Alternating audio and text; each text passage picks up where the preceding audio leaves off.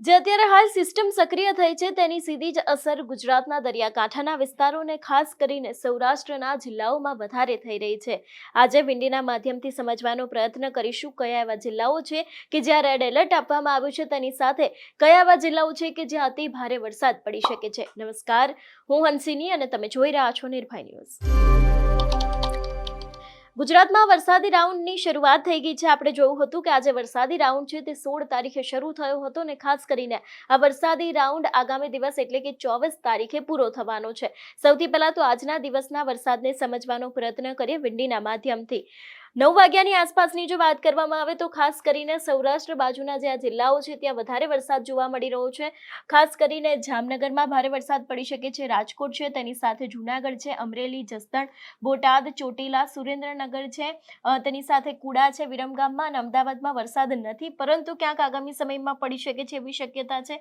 ખંભાત છે, વડોદરા છે, અહીં પણ ક્યાંક વરસાદ નથી, પરંતુ જો જે પ્રમાણે વાત કરવામાં આવે સૌરાષ્ટ્ર બાજુના વિસ્તારોમાં ભારે વરસાદ પડી શકે છે એવી શક્યતા છે। ખાસ કરીને દેવભૂમિ દ્વારકા છે, તેની સાથે પોરબંદર છે, પોરબંદરમાં પણ અતિ ભારે વરસાદ પડી શકે છે અને જે નીચેના દરિયાકાંઠાના જિલ્લાઓ આવેલા છે ત્યાં પણ ક્યાંક ને ક્યાંક ભારે વરસાદ પડી શકે છે એવી શક્યતાઓ દેખાઈ રહી છે। ખાસ કરીને જો વાત કરવામાં આવે લગભગ 11 વાગ્યાની આસપાસ હવે આજે વરસાદી માહોલ છે તે વધારે તીવ્ર થતો હોય એવું લાગી રહ્યું છે।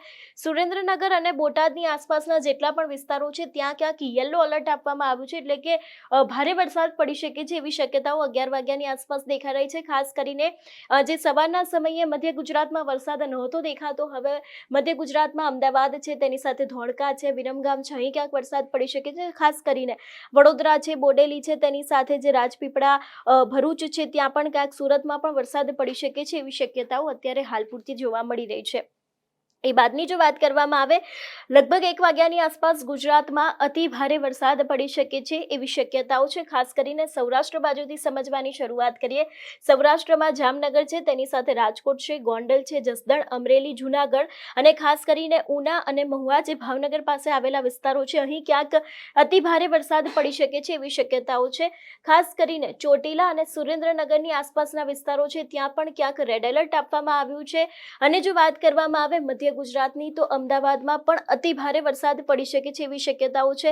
ખંભાતમાં વરસાદ પડી શકે છે, વડોદરા છે, બોડેલી છે, રાજપીપળા છે, ભરૂચ છે, સુરતમાં પણ ક્યાંક ને ક્યાંક અતિ ભારે વરસાદ પડી શકે છે એવી શક્યતાઓ છે। વ્યારામાં વરસાદ પડી શકે છે, લુણાવાડા છે, તેની સાથે જો વાત કરવામાં આવે ઉત્તર ગુજરાતમાં પણ ક્યાંક ને ક્યાંક વરસાદ જોવા મળી રહ્યો છે તેવી શક્યતાઓ દેખાઈ રહી છે। એ બાદની જો વાત કરવામાં આવે લગભગ 3 વાગ્યાની આસપાસ 3 વાગે પણ ક્યાંક ને ક્યાંક ગુજરાતમાં આપણે જોઈ શકીએ છીએ એ પ્રમાણે ભારે વરસાદ દેખાઈ રહ્યો છે। 3 થી 4 વાગ્યાની વચ્ચે પણ ગુજરાતનું જે સૌરાષ્ટ્ર બાજુના જિલ્લાઓ છે ત્યાં પણ ક્યાંક ભારે વરસાદ પડી શકે છે। ખાસ કરીને જામનગર અને રાજકોટમાં યલો એલર્ટ આપવામાં આવ્યું છે અને તેની બાજુની જો વાત કરવામાં આવે સુરેન્દ્રનગર અને ધોળકામાં ક્યાંક રેડ એલર્ટ આપવામાં આવ્યું છે, એટલે કે અતિ ભારે વરસાદ પડી શકે છે। તેની સાથે ભાવનગરના આસપાસના વિસ્તારોમાં પણ ક્યાંક વરસાદ જોવા મળી રહ્યો છે, બોટાદમાં વરસાદ પડી શકે છે, વડોદરામાં વરસાદ પડી શકે છે, ભરૂચ છે, ખંભાત છે, નડિયાદ, ગોધરા, લુણાવાડા, અમદાવાદમાં પણ ક્યાંક ભારે વરસાદ પડી શકે છે એવી શક્યતા અત્યારે હાલ પૂરતી વ્યક્ત કરવામાં આવી રહી છે। એ બાદની જો વાત કરવામાં આવે લગભગ સાંજના 6 વાગ્યાની આસપાસ 6 વાગે પણ ક્યાંક ગુજરાતમાં એ જ વાતાવરણ જોવા મળી રહ્યું છે। સૌરાષ્ટ્ર બાજુ ભારે વરસાદ પડી શકે છે, તેની સાથે સુરેન્દ્રનગરના આસપાસના જે વિસ્તારો છે અહીં ક્યાંક ભારે વરસાદ પડી શકે છે એવી શક્યતાઓ છે અને ખાસ કરીને ભાવનગરની પાસે જે અલંગ આવેલું છે, જે દરિયાકાંઠાનો એક વિસ્તાર છે, ત્યાં પણ ક્યાંક અતિ ભારે વરસાદ પડી શકે છે। સુરતની જો વાત કરવામાં આવે તો સુરત અને સુરતની આસપાસના વિસ્તારો છે ત્યાં પણ ક્યાંક ભારે વરસાદ પડી શકે છે એવી શક્યતાઓ સાંજના સમયની વ્યક્ત કરવામાં આવી છે। અને અંતે જો વાત કરવામાં આવે રાતના સમયે તો રાતના સમયે પણ જોઈ શકાય છે કે સુરત છે, સુરતથી રાજપીપળા અને વડોદરા છે, અહીં પણ ક્યાંક ભારે વરસાદ પડી શકે છે એવી શક્યતાઓ છે। ભાવનગરમાં પણ ક્યાંક એલર્ટ આપવામાં આવ્યું છે, સુરેન્દ્રનગરમાં પણ એલર્ટ આપવામાં આવ્યું છે અને અમદાવાદની આસપાસના વિસ્તારોમાં પણ ક્યાંક વરસાદ પડી શકે છે એવી શક્યતાઓ છે।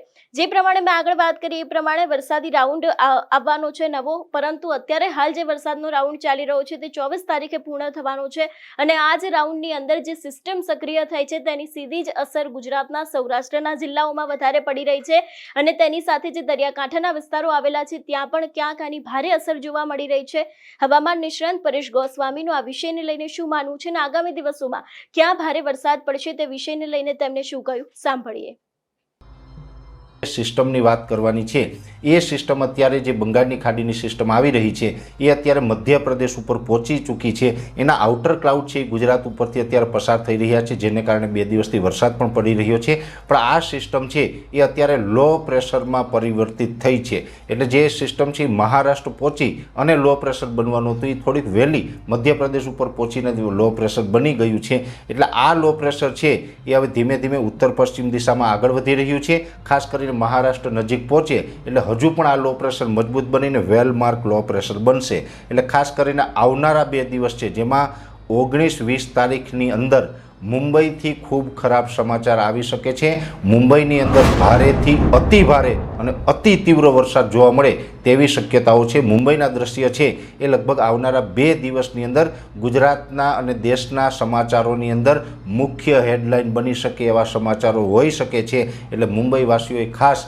સાવચેતી રાખવી, કોઈ ડરવાની જરૂર નથી, પણ સાવધાની સાવચેતી રાખવી એ આપણા બધાના હિતમાં હોય છે. મુંબઈની હાલત ખરાબ થાય એ પ્રકારના વરસાદોની સંભાવનાઓ આવનારા 2 દિવસની અંદર જોવા મળી રહી છે. હવે વાત કરવાની છે જે ગુજરાતની આ સિસ્ટમ છે આમ તો ગુજરાત ઉપર થઈને પસાર થવાની છે અને એમાં પણ ખાસ કરીને જે ચોમાસું ધરી છે અત્યારે ખૂબ દક્ષિણ તરફ આવી ચૂકી છે અને અત્યારે ચોમાસું ધરી છે એ નલિયા, માંડવી, કંડલા થઈ અને ભુજના દક્ષિણ ભાગો ઉપર થઈ અને સુરેન્દ્રનગર અને અમદાવાદની વચ્ચેથી પસાર થઈ રહી છે ને એ ચોમાસું ધરી છે અત્યારે બંગાળની ખાડી સુધી જઈ રહી છે.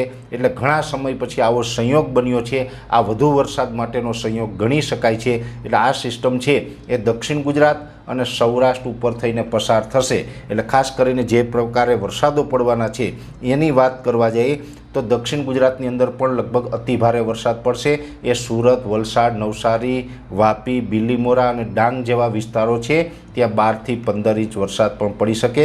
એકલ દોકલ સેન્ટરમાં એનાથી પણ વધારે વરસાદ પડી શકે. એવી રીતે સૌરાષ્ટ્રની અંદર બોટાદના પૂર્વ ભાગો હોય, ભાવનગર, અમરેલી, ગીર સોમનાથ ને જૂનાગઢ એની અંદર પણ 10 ઇંચ અથવા તો તેનાથી વધારે વરસાદ આ રાઉન્ડની અંદર જોવા મળી શકે છે. અને એ સાથે પશ્ચિમ સૌરાષ્ટ્રમાં પણ એકંદરે સારો વરસાદ જોવા મળશે. દ્વારકા, જામનગર, પોરબંદર આ તમામ વિસ્તારોમાં પણ 5 ઇંચ કરતાં વધારે 8-10 ઇંચ સુધીના વરસાદો સંભવ છે. મોરબી, સુરેન્દ્રનગર અને રાજકોટ જિલ્લો છે તેમાં પણ એવરેજ લગભગ 3 થી લઈને 5 ઇંચ ને 1-2 સેન્ટરમાં 5 ઇંચ કરતાં વધારે વરસાદ વરસી શકે છે. ત્યાર સાથે આપણે વાત કરવાની છે કચ્છની. કચ્છ જિલ્લાની અંદર જોકે હજુ કંઈ ખાસ વરસાદનું પરફોર્મન્સ નથી, પણ આ સિસ્ટમ પસાર થશે એટલે 24 તારીખ સુધીમાં કચ્છ જિલ્લાની અંદર પણ 1 થી 3 ઇંચ સુધીના વરસાદો પડશે. 1-2 સેન્ટરની અંદર 3 ઇંચ કરતાં વધારે. કચ્છ જિલ્લો વિસ્તારની દ્રષ્ટિએ ખૂબ મોટો છે. ખાસ કરીને ખડીર વિસ્તાર હોય, બન્ની વિસ્તાર છે, આ વિસ્તારોમાં વરસાદનું પ્રમાણ ખૂબ ઓછું છે. એ મિત્રોએ હવે ચિંતા કરવાની જરૂર નથી. એના માટે પણ આ એક સારા સમાચાર છે. આ રાઉન્ડની અંદર એ વિસ્તારમાં પણ વરસાદ આવશે. પછી વાગડ વિસ્તાર હશે અથવા તો જે નખત્રાણાવાળો વિસ્તાર છે, મુન્દ્રા, કંડલા, માંડવી, ગાંધીધામ, નલિયા આ તમામ વિસ્તારોની અંદર સારા વરસાદોની શક્યતાઓ હાલ દેખાઈ રહી છે. મધ્ય ગુજરાતની અંદર વિરમગામ હોય, ગાંધીનગર, અમદાવાદ, કપડવંજ, આણંદ, નડિયાદ, વડોદરા આ તમામ વિસ્તારોની અંદર પણ એવરેજ 1 થી લઈને 3-4 ઇંચ સુધીના વરસાદો વરસે તેવી શક્યતાઓ દેખાઈ રહી છે. ઉત્તર ગુજરાતની અંદર વાવ, થરાદ, બનાસકાંઠા, પાટણ, મહેસાણા, સાબરકાંઠા, અરવલ્લી જેવા વિસ્તારો છે એમાં પણ એવરેજ લગભગ ઓછામાં ઓછો 2 ઇંચ અને બાકી 3-4 ઇંચ સુધીના વરસાદો ઓલ ઓવર ઉત્તર ગુજરાતમાં જોવા મળશે. એટલે ઉત્તર ગુજરાતમાં પણ બહુ કોઈ મિત્રોએ ચિંતા કરવાની જરૂર નથી. મધ્યપ્રદેશ બોર્ડર લાગુ વિસ્તારમાં થોડુંક તીવ્રતા વધારે જોવા મળશે. ત્યાં કદાચ 4-5 ઇંચ અને 1-2 સેન્ટરની અંદર 5 ઇંચ કરતાં વધારે, જેમાં મહીસાગર હોય, દાહોદ, ગોધરા છે, છોટાઉદેપુર છે એ તમામ જિલ્લાઓની અંદર સારો વરસાદ વરસી શકે છે. બાકી દક્ષિણ ગુજરાતમાં લગભગ બધા વિસ્તારોની અંદર વધારે વરસાદની શક્યતાઓ છે. એટલે ખાસ કરીને 24 તારીખ સુધીમાં સારો વરસાદ વરસશે. પણ 24 તારીખ સુધીમાં તમામ વિસ્તારમાં વરસાદ વરસી જાય એનો મતલબ એવો નથી કે 24 તારીખ પછી આપણે વરસાદમાંથી મુક્ત થશું. કેમ કે આ સિસ્ટમ મધ્યપ્રદેશ ઉપર પહોંચી છે. આ સિસ્ટમ પસાર થઈ ગયા પછી બીજી પાછળથી બંગાળની ખાડીમાં નવી એક સિસ્ટમ બનવાની છે. એ પણ લગભગ ગુજરાત તરફ આવશે. તો પછી 24 તારીખે આ રાઉન્ડ પૂરો થાય તો લગભગ 26 અથવા 27થી નવો રાઉન્ડ બીજો પણ ચાલુ થઈ જશે. એટલે ગુજરાતમાં હવે એક પછી એક રાઉન્ડ છે આવતા રહેશે, સારા વરસાદો વરસતા રહેશે અને આપણે પાણીની તમામ વ્યવસ્થા થઈ જાય એવી શક્યતાઓ છે. એટલે દરેક ખેડૂત માટે આ એક સારા સમાચાર છે. પાણીની કોઈ ચિંતા કરતા નહીં. શિયાળુ પાકનું પણ પાણી થઈ જશે, ઉનાળુનું પણ થઈ જશે અને 2026ની અંદર આપણે ઓરવીને ચોમાસું વાવેતર કરીએ એવી પણ વ્યવસ્થા થઈ જાય તેવી શક્યતાઓ છે. કેમ કે ઓગસ્ટની અંદર જ 2 રાઉન્ડ હજુ આવવાના છે અને સપ્ટેમ્બરમાં પણ વરસાદો પડવાના છે. એટલે ખૂબ સારા સમાચાર છે.